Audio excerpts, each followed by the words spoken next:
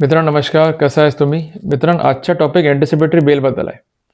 मित्रांनो considering anticipatory bell, तुम्ही हा स्पष्ट करण्यास बांधलेला आहे, की प्रकरण खोटल्यास आहे आणि तुम्हाला कोणत्या रोल नाही आणि तुम्हाला विरुद्ध ॲलिगेशन नॉन स्पेसिफिक किंवा जनरल किंवा इन्कन्सिस्टंट आहे. जर ह्याच्या प्रकारे स्थिती स्पष्ट करण्यास तुम्ही कोणतेही स्पेसिफिकेशन दाखवले नाही, तर तुम्ही रेमेडी घेऊ नाही शकत. मित्रांनो, जर तुम्ही अँटिसिपेटरी बेलला पिटिशन दाखल केला, तर कन्सर्न प्रॉसिक्युशनला सबमिशन होऊ शकत की कन्सर्न आरोपीला रिक्वायरमेंट आहे फॉर कस्टोडियल इंटरोगेशन.